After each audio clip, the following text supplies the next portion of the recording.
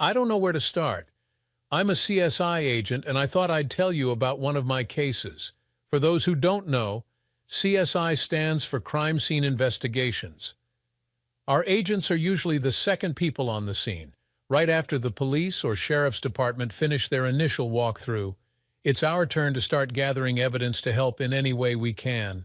We try to prove innocence or guilt based on the evidence. I am Jack Brown, and I usually team up with Becky. Her name is Rebecca, but she prefers to be called Becky by her coworkers. She is one nice-looking woman, but when it comes to work, she's all business. We were at the office when a call came in. 2 people were shot to death in a motel room. The suspect was found at the scene with a gun in hand. Becky and I headed over to the motel. This looked like one of the easier cases. It's not every day the suspect is standing there holding the murder weapon when police arrive. When we got there, we talked to the lead officer. He told us that they got a call about a shooting. When they arrived, they went into the room. The door was unlocked and slightly open. On the bed was a white woman with a man on top of her. They were having sex, and he was still inside her. Both were dead. 2 bullet holes, one in his neck and the other in the back of his head. The woman lay beneath him with 2 bullet holes in her face.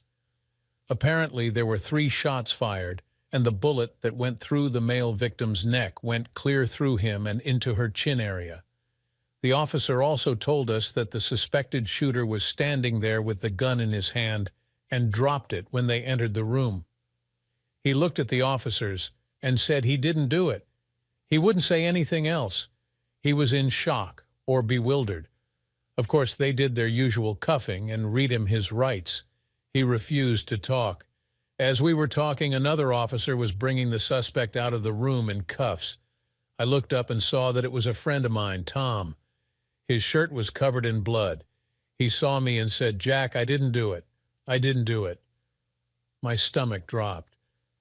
We went to high school together. I knew his wife Lisa was on the wild side, and the last time I saw Tom, he told me it looked like he was headed for divorce court if he didn't kill her first. He didn't have to worry about a divorce now. The cards looked pretty stacked against him. Maybe he was crazy, and his mind blanked out.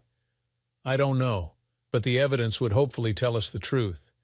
Him at the scene, gun in hand, bloody clothes, his wife in bed with a black man boy. How could he deny all that?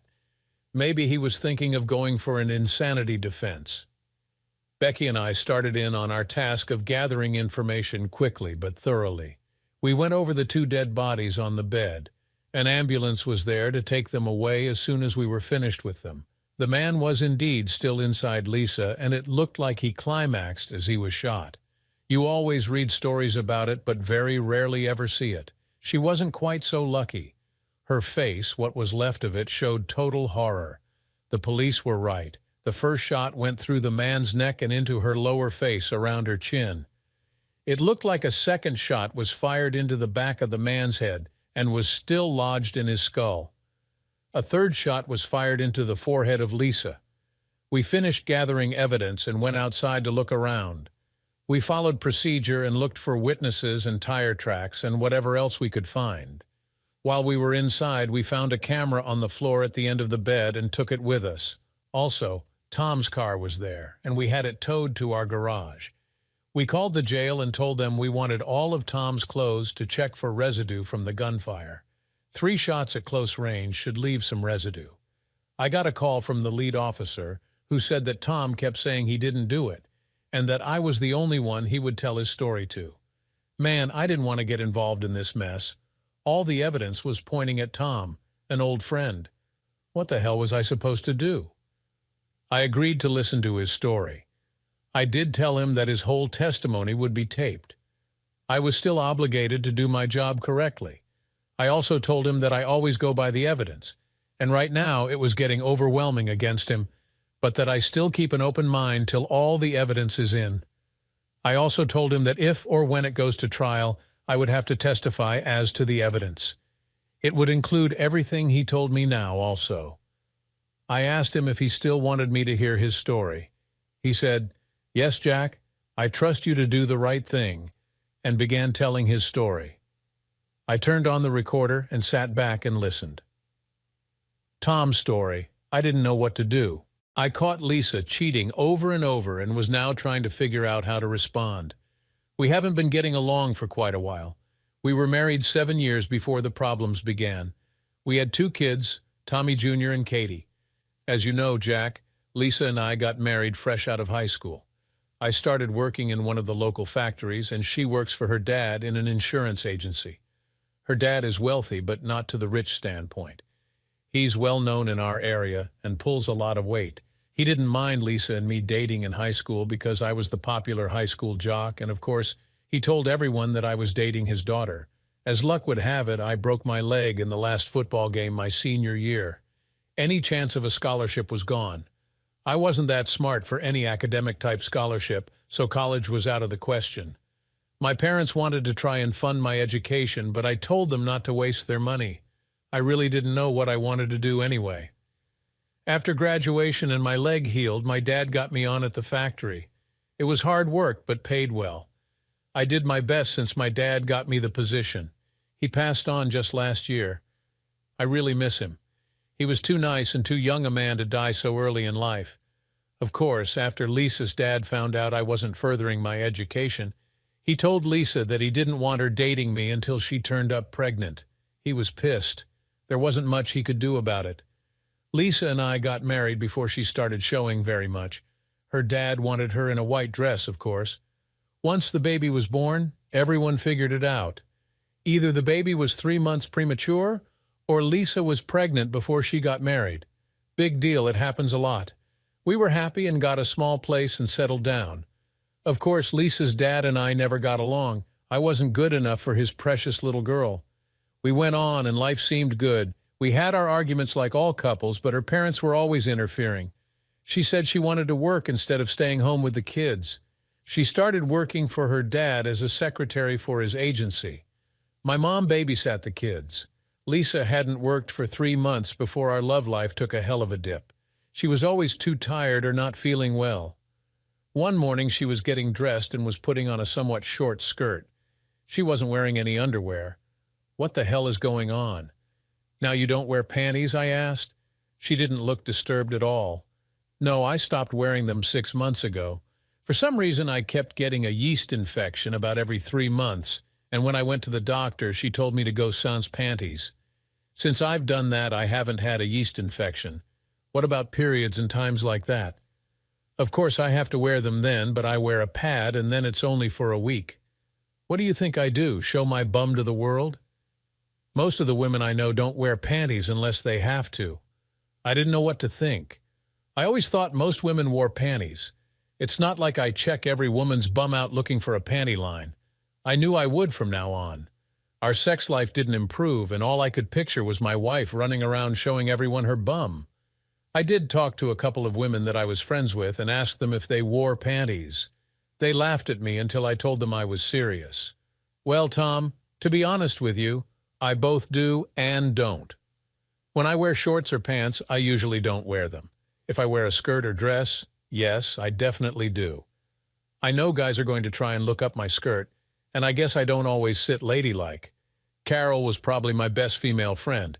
If I hadn't been married, I know I would have liked to date her. She was always nice and friendly. She was one of the few women I could talk to about my problems. Thanks, Carol. I appreciate your honesty. And yes, I try and look up your skirt too. You have blue panties on today, I laughed. Guys do that. I don't know any that don't. Maybe all guys are pigs, but a girl in a short skirt or dress will always get my attention. So what about Lisa? I wonder if she told me the whole truth. I'm always reading these stories about cheating wives. It seems to me that working women are at a greater risk of having an affair. Granted, stay-at-home moms can cheat too, but working women will get hit on daily. They would seem to need to be stronger in their marriages to fight the onslaught of being pursued. If women also went without panties and men noticed, wouldn't they get hit on more often? So I was thinking, if you take a young, pretty woman like Lisa, and not the greatest marriage, our marriage was in deep. I needed to do something to try and win her back. When she got home from work, I told her my mom would watch the kids and we could go out to dinner. She kind of grumbled, but agreed to go. It didn't go well. All she talked about was herself, her new friends at work, and how much fun they were. This got me to thinking. Here I was, working hard my whole life, and I could never describe being at work or the people there as fun. Why would her place of employment be so much different? She didn't wear panties out to dinner either, and we sat at a table. I tried to watch her eyes and noticed her looking around a lot. There were men in booths behind me, and I think they were getting a show. I knew then that we probably couldn't salvage our marriage. I knew deep down that she was screwing around on me for quite a while now. I decided not to even talk to her about it anymore. I had lost my respect for her. Some things you just know. All I needed now is proof. I felt so sorry for our kids. I spent more time with them, and the three of us always did things together. They always ran up to their mom when she came home and told her about their day. She always told them the same lies. Boy, I sure wish I could have been there. But Mommy has to work. I wanted to hit her in the face so badly, but I had to think of the kids. It's bad enough they had a mother that was a whore without having a father in jail. Now here I am anyway for something I didn't do, damn it. For the next few weeks I watched her closely. Whenever she called and said she had to work late, I would have my mom watch the kids and follow her. She was always going out with men from her office. I started taking my camera along and took pictures of her and her friends. She always ended up at motels, and I took pictures of them going in. I never got pictures of them having sex, just going into the motel. I'm sure they weren't cleaning rooms. I knew the marriage was over after the first time seeing her with another man going into a motel. I started planning my divorce. I no longer approached her for sex. Seeing her just made me sick. Every time I looked at her, I pictured her in bed with someone else. It just made my stomach churn. One time I remember telling Lisa that if I ever caught her cheating on me, I'd kill both her and the son of a bitch she was with. She just yelled back at me that she wasn't afraid of me. She said that marrying me was the biggest mistake of her life. She told me what a lousy lover I was. I asked her, "How would you know unless you've bedded down with someone other than me? We were both virgins when we met, so I guess you have been sleeping around." She was nervous now. She was trying to figure out what to say. Finally, she came out with some lame excuse about what she read in some damn magazine and how her friends told her how good their sex lives were. Well, go to hell, you and your magazine. If I find out you have been cheating on me, you're a dead woman. Tell your friends the truth. You would have to screw me once in a while if you're going to compare me. I know this really makes me look bad. First I threaten her and then her showing up dead with me there, but honest, I didn't do it. Lisa told me last week, "Tom, I haven't been cheating on you, but I want out of this marriage. You're crazy, and I don't love you anymore. Just take your things and go. I'll tell my dad to get us a lawyer and we'll file irreconcilable differences. You can have your stuff and go. Just stay out of my life." I asked her, "What about the kids?" "You're not taking my kids. I don't give a damn who your parents are. They don't do anything for our kids. I want custody, and my mom loves them, and I know will help me take care of them. Besides, when you go out with your boyfriends, who's going to watch them?" I asked. I remember her turning away from me that day and walking away. I know she loved the kids, but to what extent? She wasn't willing to give up her new sex life for them, and if I had the proof, I knew I could get custody. I have her going into motels with a number of men from the office. I wanted to get one of her in the act of committing adultery. My lawyer told me that would be all the proof I needed to get my kids. No court would have awarded her the kids or alimony with that kind of evidence. Yesterday, I heard her talking on the phone to a guy when I got home. She didn't know I was there, so I just listened. She mentioned a time and motel, so I walked back out of the house and came back in through the front door making some noise so she would hear me. When I walked in, she quickly hung up the phone. I asked her who she was talking to, and she said her mother. I already knew that was a lie. I figured I'd follow her and go to the motel and break into the room and get the pictures I needed. I would take them to my lawyer and apply for my divorce. After Lisa left the house dressed like a whore, I took our 2 little kids to my mom's and asked her to keep them for the night. I figured after I broke into the motel room that there would be a confrontation, and one of us wouldn't be coming home tonight. So I had Mom keep the kids out of harm's way. It took time to get the kids ready and pack them an overnight bag. I grabbed my camera, and we left. I dropped the kids off at Mom's, and I probably got to the motel about a half hour later. I really didn't have a good plan. I'm not a weak man, so I figured if there was a fight, I could handle myself okay. I really wasn't thinking that clearly. I can see that now. I located the motel in their room. It was an end room. I was sitting in my car holding my camera when I heard 3 shots fired. I looked up and saw someone leave the room quickly. I got out of my car with my camera and headed toward the room.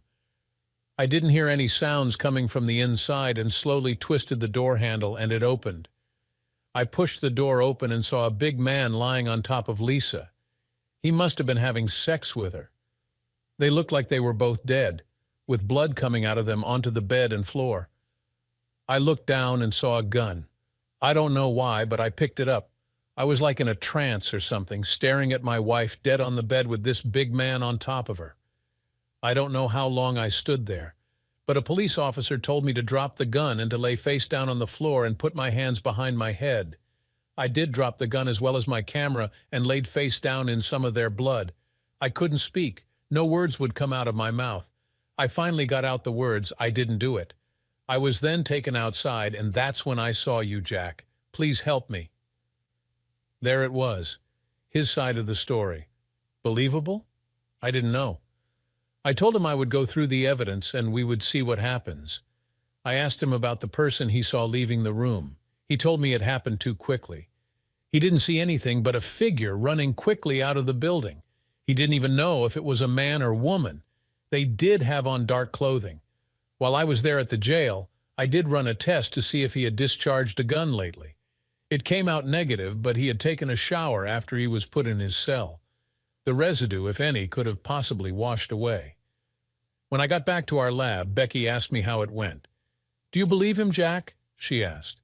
"Becky, I go by the evidence. It doesn't lie. I hope he told me the truth for his and his kids' sake, but the evidence will have to tell us more. For now, it's not in his favor." Becky said that the blood on Tom's shirt belonged to both victims. According to the photographs in the police report, he got the blood from lying face down when the officers told him to lie down on the floor. He wasn't anywhere near the victims. Whoever shot them did it from the end of the bed. I told Becky that I thought the camera belonged to Tom. He said he was taking it in to take pictures of the sex act for adultery purposes. She had already sent them to the lab to get developed. We would probably have the pictures tomorrow. We also had to find out whose gun it was. While Becky and I were talking, we agreed that the suspect, Tom, or someone else, had to know the time and place of the meeting. Becky did tell me there was no residue on Tom's clothing. She did say he pissed himself, probably when he saw the bodies on the bed. Maybe there is something here. We doubted he would have pissed his pants and then pulled out a gun so quickly that they didn't even stop screwing. Maybe, just maybe, Tom was telling the truth. The next day was a madhouse. The district attorney was already on our backs. He had gotten a call from Lisa's dad and said he wanted Tom put to death. We tried to explain to the DA that we had a lot of evidence to go through. He was caught in the room with the murder weapon in his hand. "What more do you need?" the DA asked. The DA's name was Ryan. "Ryan, we have a few things that don't come together yet. Nothing big, but still unanswered. You could get shot down in court if a good attorney gets this case, unless we get the answers," I said. "Like what?" Ryan asked. "His finger test doesn't show he fired a gun recently. There was no gunpowder residue on his shirt. His fingerprints on the gun were over top of another set of prints, which we couldn't retrieve. The timeline is bad. Who let him in the room? He walks in the room, pisses his pants, takes a gun and shoots the victims, all the while holding a camera in his other hand. He stands there for what we figure is 7 minutes, holding the gun till the police arrive. Reasonable doubt, Ryan. His attorney just needs reasonable doubt. Give us a few days and we will see what we can find." "Damn, I thought this was an open and shut case," cried Ryan. Becky stared at me. "You know, after everything you told Ryan, I don't think Tom did it," replied Becky. "If he didn't, I wonder who did. We need to see what is on the camera. Also, We need a list of other people who stayed at the motel the last 2 nights. Maybe there might have been a witness. By the way, do we have any info on the male victim? I asked Becky. His name is Tony Harris, early 40s, married, and works at the same insurance office, replied Becky. Since Tom's mom had temporary custody of the kids, she was allowed to keep them till this case was over. Lisa's parents really didn't want anything to do with them. The next day, Becky came in with all the pictures. Tom had a digital camera with over 100 pictures on it. All of them were of Lisa with different men. There had to be at least 20 different men. Our first thought was that maybe she was a hooker. Eventually, we figured out she just liked to have sex with different men. In a number of photos, the men were taking liberties before even going into the motel room. It was a wonder Tom didn't go off the deep end. He told us later that he kept thinking of his kids to keep his sanity. We headed over to the insurance agency where Lisa worked. Many of the men in the pictures were employed there. We were greeted by Mary Fields. She was the receptionist, mid-40s, dressed overly sexy for an insurance office, but very nice looking for her age. She paged Mr. Thompson, Lisa's father, who tried to tell us about wasting our time. "We have the killer and need to prosecute him," he said. We asked Mr. Thompson if we could talk to him in private. He took us into his office and we sat down. "What the hell is this all about?" asked Mr. Thompson. "Well, sir, there is a slight chance that Tom might not have been the killer.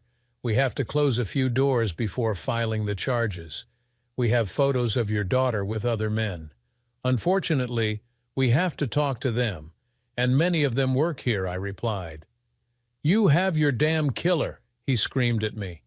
I took some of the photos of his daughter with a few of the men in the agency going into motel rooms. "Here, Mr. Thompson, I didn't want to bring this up, but we have more pictures of your daughter with other men. I can't believe this was going on in my own business, my own daughter. These sons of bitches are gonna pay. Mr. Thompson, we need to talk to these men. What you do afterwards is not our business, but we need to talk with them all now." Mr. Thompson called his secretary, and she led us to a room and had 12 different men from the agency come in one at a time and talk with us. They all said about the same thing. Most of these men were either married or divorced. None were single. Makes you wonder how many divorces might come from this one woman's sex addiction. Why are so many men so weak? She started strutting her stuff in front of everyone. She was a good-looking piece of ass. She would sit at her desk and spread her legs, showing off that kitty. How can anyone not take advantage of her? On top of everything else, she was the boss's daughter. That alone made it worthwhile. A number of responses were very similar to that one. She was always showing off her kitty. "What's a guy to do?" said some. A few men denied having sex with her till they were shown the pictures of them going into a motel with her. A couple even said they wouldn't talk to us without an attorney present. We explained that we were just checking out leads, but if they felt they needed an attorney present, we would oblige, but it would be made known and probably throw out a red flag. Most talked to us after that. One guy, Bill, was in love with Lisa. He wanted her to divorce Tom, and he was going to divorce his wife and marry her. He was really mad when he found out most of the office had relations with Lisa. When he found out she was having a date with Tony, he was really pissed. He loved her, and she was going to have sex with a big man. Of course, no one admitted to the shooting. We really did wonder about Bill. He was almost off the deep end. He was definitely on our short list, along with Tom, of course. They all asked if we were going to tell anyone about their actions with Lisa. We just told them that we had a private report, but that their boss knew about the situation. We knew it would be one messed-up office after we left. We still hadn't found any evidence to clear Tom. Actually, he had all more reason for revenge. Our next stop was Tony's house. We needed to talk to the big male victim's wife. Tasha Harris was her name, a good-looking woman in her 30s. She came to the door in a somewhat sexy nightgown and a silk robe. "Can I help you?" she asked. "Mrs. Harris, we are with the CSI crime team and have a few questions to ask you about your husband, Tony. First, We would like to convey our condolences. We know this is a bad time for you, but we have to gather whatever information we can as early as possible. May we come in?" She looked a bit nervous, but invited us in. We asked all the basic questions, including, of course, her whereabouts the night before. "Look," she said, "Tony and I were talking about getting a divorce. We weren't getting along very well. He started cheating on me, and I kicked his ass out a few days ago. I didn't kill him, and besides, didn't they catch the guy with the gun in his hand?" she asked. "Yes, there is a suspect, but we aren't sure he is the killer. We have to check all the evidence. Where were you last night, Mrs. Harris?" Right then a man came through the hallway. "What's going on, Tasha? Who are these people?" the man asked. "They're investigating Tony's murder. They want to know where I was last night," Tasha laughed. "She was in bed with me, screwing up a storm, if it's any of your business," the big man replied. "May I ask your name, sir?" I asked. "Angel White, if it's any of your business. Tasha and I were here all night. Go check our bed sheets if you want." Stupid Tony gave up Tasha for that fat-ass Karen. What a fool. "Karen? Who's Karen?" I inquired. "Tony's new girlfriend, or at least she was." "Didn't she get murdered at the same time as Tony?" Angel asked.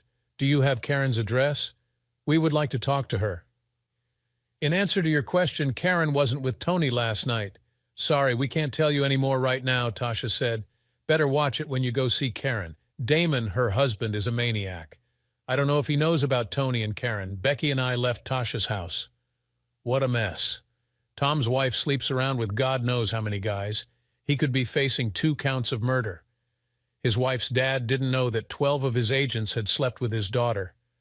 One of the men, Bill, loved his daughter and was willing to divorce his own wife to marry her. The last man Lisa slept with was a married big man whose wife kicked him out and was sleeping with another man already. Now we find out Tony had a girlfriend and she is married. This sure wasn't as open and shut as the DA hoped for. We stopped by Tom's mother's house on the way back to the office. We had a couple of questions for her. "Mrs. Brown, I am Agent Jack Brown, and this is my partner, Agent Becky Fields. We are investigating Tom's case. May we have a word with you?" I asked. "Sure, officer. Is my Tom all right? I know he didn't do that terrible thing he's being accused of. He's a good father and was a good husband. He just wanted a good marriage and nice family. I hate to talk about the dead, but Lisa was a bad woman. She had 2 of the greatest little kids and never spent any time with them. Oh, I'm sorry, officer. I get to talking and I can't seem to stop. What can I help you with?" "Anything for my Tom?" she replied. "Do you know if Tom ever owned a gun?" I asked. "Yes, he does. His father passed it down to him before he passed away. He keeps it here at my house. Come with me and I'll show it to you." She unlocked a drawer and there was a 9mm Luger in the drawer. She said he kept the bullets in another room because of the kids. He did take it out to the shooting range once in a while. He also owned 2 shotguns that were locked up in the basement if we would like to see them. "Did you know he was going to confront Lisa the other day?" I asked. "Yes. He took his camera to take pictures. I told him not to go, but of course he didn't listen to me. He just wanted out of his poor excuse for a marriage and to keep his kids. No way would he have shot Lisa and that other man," she replied. "Well, thank you, Mrs. Brown. You've been most helpful." The following day, we stopped by the jail to see if Tom could remember anything else. He pretty much drew a blank. He said his attorney stopped by and told him to plead insanity. He told his lawyer he was pleading not guilty because he didn't shoot anybody. We checked to see if he had any other visitors, and his friend Carol from work had shown up 2 days in a row. Becky went to see Carol, and I was called down to the autopsy lab. We were right about the shooting and how they probably occurred. Both victims died from the shot to the head. Both had the bullets removed from their skulls. Lisa also had the other bullet removed from her throat area. Then the doctor hit me with some disturbing news. They had run blood tests, and both victims were HIV positive, the virus that causes AIDS. Now we had a whole new ball game. Was the shooter after Tony, Lisa, or both? Damn, this sure wasn't getting any easier. I called Mr. Thompson and told him he needed to get all his employees together that afternoon for a short meeting. The health department and a representative of their insurance company would be present. After he bitched about it, I told him his daughter and Tony both had shown positive for HIV, and he could have an epidemic if it is not caught quickly. He agreed to set up the meeting. I told him not to mention it to anyone. We had no idea where it started, but everyone needed to be informed together. Becky came back from talking to Carol. She told me that she believed Carol was in love with Tom. According to Carol, the two of them were the best of friends but had never been intimate. She was willing, but Tom said he wanted to wait until after his divorce. He didn't want to cheat just because Lisa did.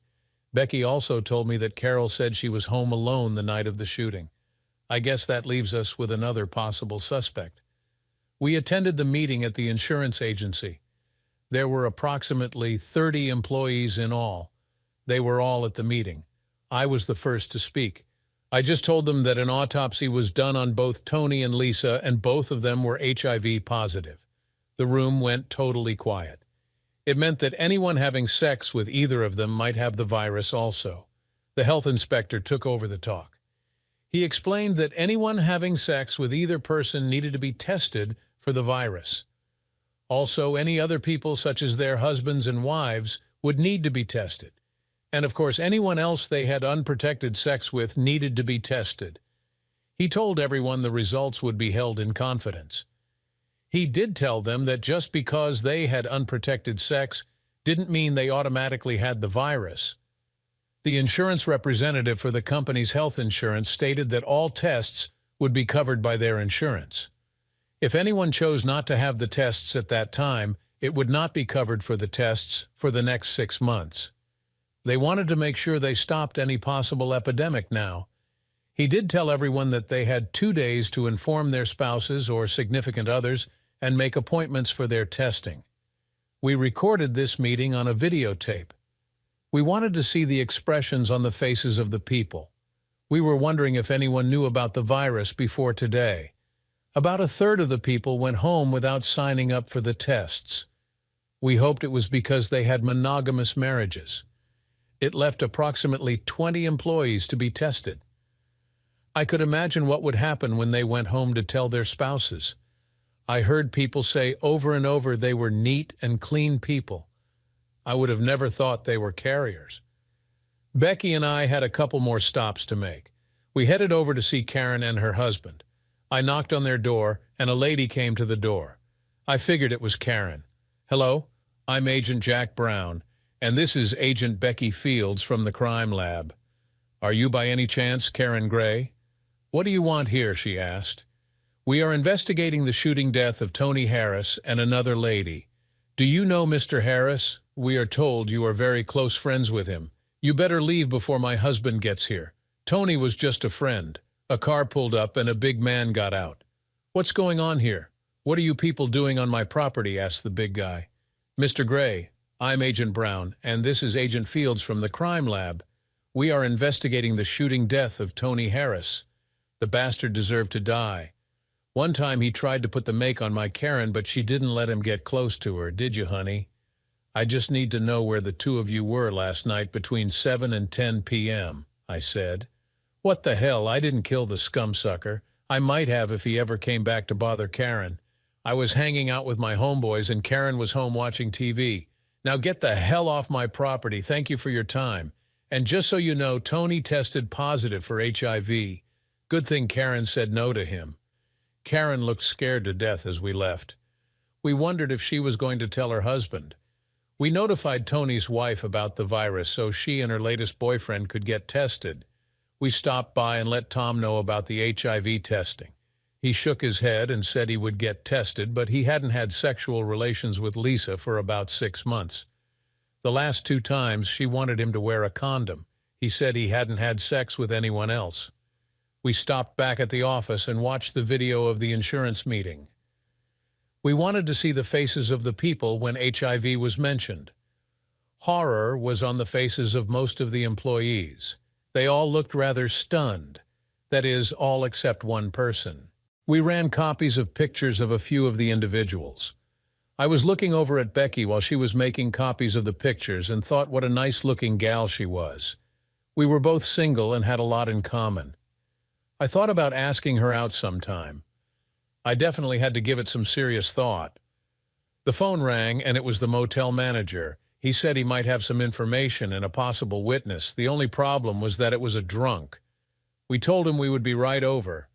Drunk or not, we needed to talk to him.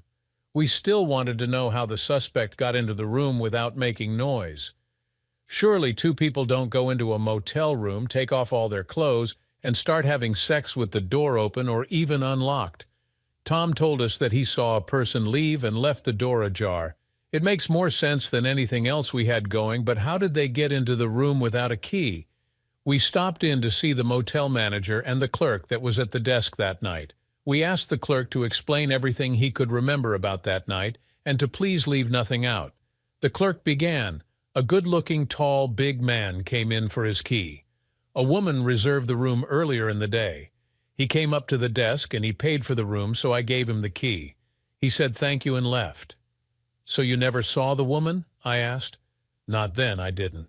But a few minutes later, a woman came in and asked for a second key. She said she would be going out and didn't want to disturb her boyfriend when she came back. She told me the correct room number and the name of her boyfriend. So since he just left the office, I gave her the key. I handed him the photos that Becky ran off and included two of Lisa. Do you see a picture of the woman you gave the key to here?" The clerk looked through about a dozen pictures and handed me one. "This is her, a nice-looking lady. She was dressed in black," the clerk replied. "Are you sure? There's no doubt?" Becky asked. "I'm positive. Why do you keep asking me?" the clerk responded. "It's because the person you gave the key to was not the victim," Becky replied. "Oh my God, I didn't know. The police didn't let anyone near the room, so I just assumed it was that woman. It's okay. You did the right thing in calling us. Where is the drunk gentleman you spoke of?" The manager took me to a room around the corner and knocked on the door. "Fred, the police are here to see you," the manager said. Fred opened the door and we introduced ourselves. Fred said that the night in question was a nice evening, and he sat with his door open and was just having a beer when he heard what sounded like gunshots. He had his television on an old Western and just thought he had it on too loud. A few seconds later, a woman ran by his door, got into a car down the lane, and sped off. She kind of tripped in front of the door and broke the heel on her shoe. He said he picked it up and set it on the dresser in case she came back for it. She never did. "Didn't you hear sirens shortly after that? Did the police come and talk to you? When we came around the corner, your room was dark. I was half drunk. As soon as I picked up the heel, I closed my door and turned off the TV and the light and went to sleep. It wasn't till today that Bob, the manager, told me about the killing. He told me I should talk to you, and that's about it." "Don't know if it helps you any," Fred replied. "Would you be able to identify her from a picture?" "No, she just kind of ran by except for the heel thing. She was wearing black and even had on a fancy kind of black hat. I would say she could have been a light-skinned woman. As I said, I didn't see much." "Do you still have the heel of her shoe?" Becky asked. "Yeah, it's right here. Don't touch it anymore." "We may be able to get prints off of it," I said. Becky put on a pair of gloves and put the shoe heel in a plastic bag. We thanked Fred and the motel manager for their information. We now had another suspect with details surrounding her. We headed back to the office and lab to piece our information together and to find out who owned the gun. Becky took the heel to the print lab while I checked on the gun ownership. The gun was registered to the victim, Tony Harris. Now we had to wonder how he was killed with his own gun. Becky returned with the fingerprint match on the shoe heel. There were two sets of prints, one belonging to Fred, the alcoholic, and another set belonging to our new suspect. We had to call a judge to get a search order ready. While we were waiting for the search order from the judge, the DA showed up. He told us he could only hold Tom one more day or file charges against him. We told him we had another suspect and we were leaving with a search warrant. I told him to do what he had to do, but we felt that he might have a new suspect in custody by morning. Becky and I headed over to the home of Mary Fields, the receptionist. I knew it was late in the evening, but this couldn't wait. We had two sheriff's deputies with us. I knocked on the door, and Mary Fields looked surprised to see us. "Mrs. Fields, we have a search warrant to search your home," I said. "What on earth for?" "You got your killer. Why are you harassing me? We have a warrant to look for a black dress and a pair of black shoes. Please let us in, or we will have to arrest you for impeding our investigation." She let us in and sat very nervously on her couch, not saying anything. The officers went into her bedroom and brought down 2 black dresses. We didn't know which one she would have worn that night, so we gave her a receipt for both of them. Becky came out from the garage and had a set of high heels with one heel missing. She found them in the trash. "Mrs. Fields, these will be returned as soon as we run some tests on them. We are sorry for the inconvenience, but this is information we needed." It was standard talk that we gave when taking evidence. We headed back to the lab, and Becky ran the gun residue test. There was residue on the front of one of the dresses, and the heel indeed fit the broken shoe. We were pretty sure we had our shooter, but why did she do it? The next morning we went to see Mrs. Fields at the agency. We took along a uniform officer who would be making the arrest. Ryan, the DA, stopped by and asked to come along. As we walked into the office, Mary looked up and looked scared as tears started to form in her eyes. We asked Mary to come with us down to the station for questioning. Walter Thompson came out and asked what we were doing. We explained that we were taking Mary in for questioning and we would talk with him later.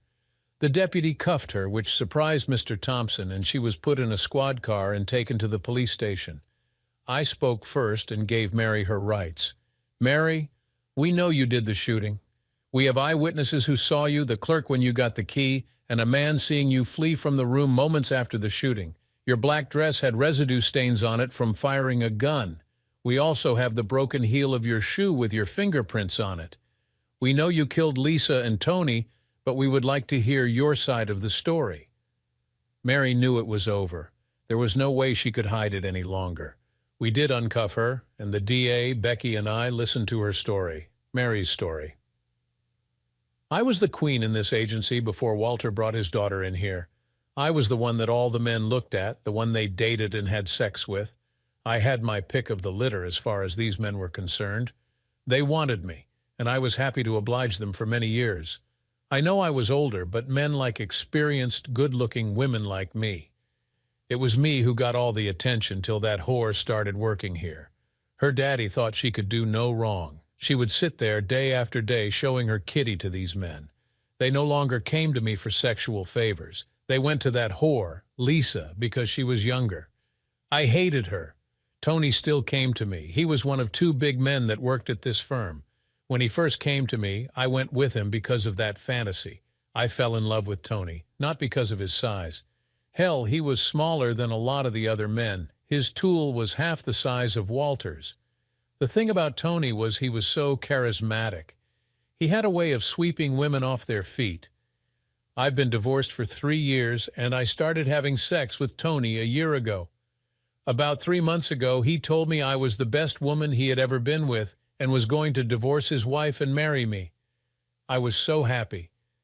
I finally wouldn't have to hide the fact I had sex with this wonderful big man. He would be my husband.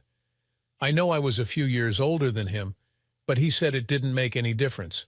After that, I let him have me any way he wanted.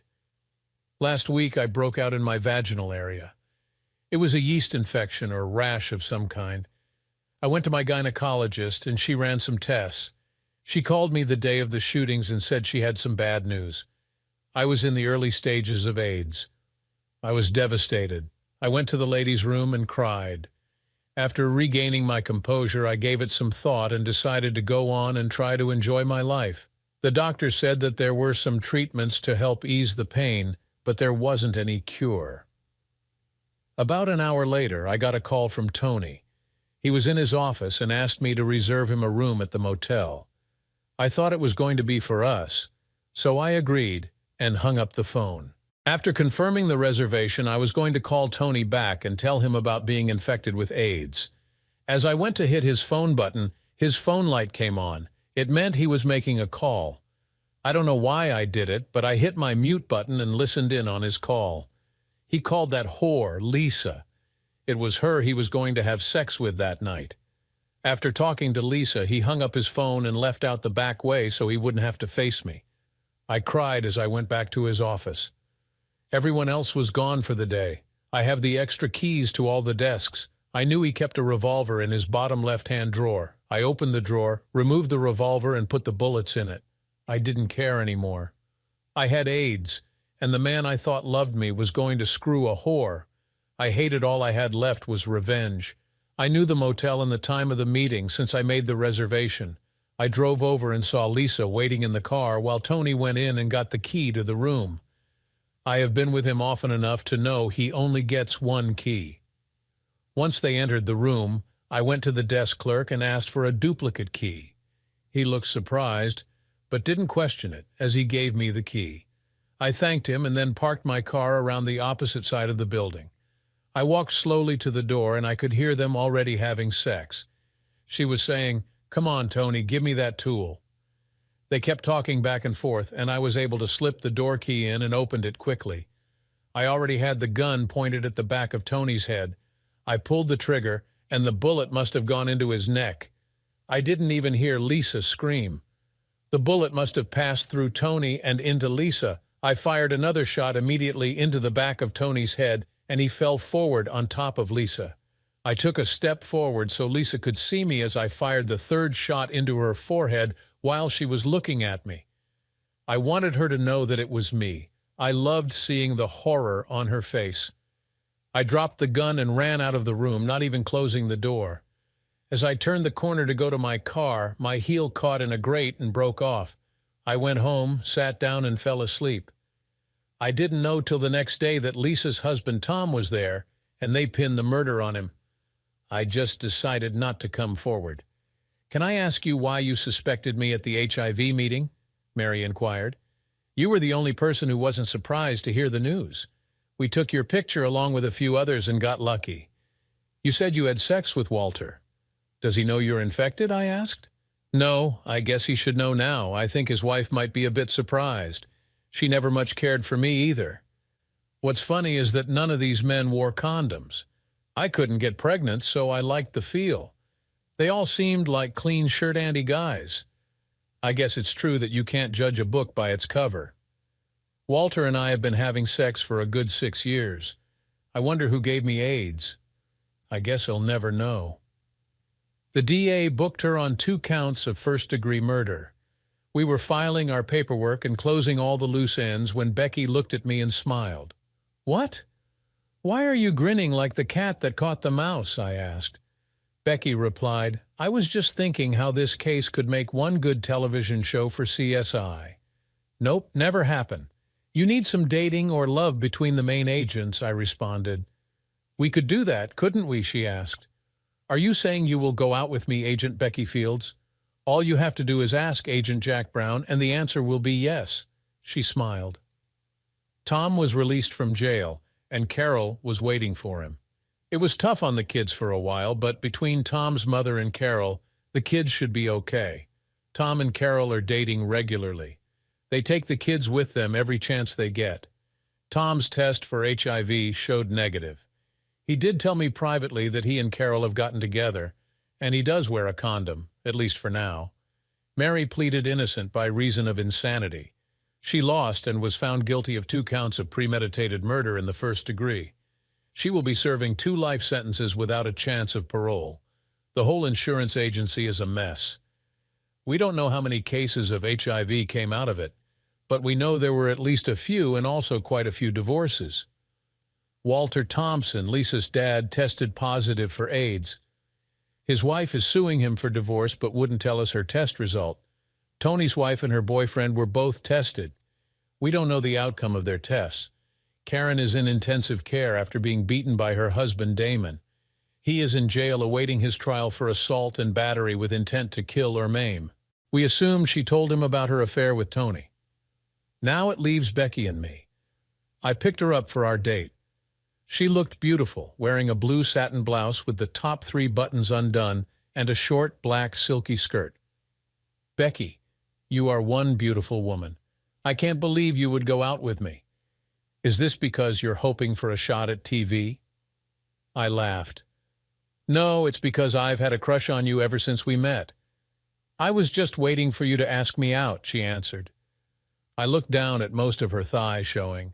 Becky, stop looking at my legs. I know you're wondering if I have panties on since that crazy case we just had. She was both smiling and laughing. Well, do you? I smiled. I'm not going to tell you. It's your next case to solve, she laughed. Thanks for watching. What would you have done if you were in Tom's shoes, finding yourself in the middle of such a shocking and twisted case?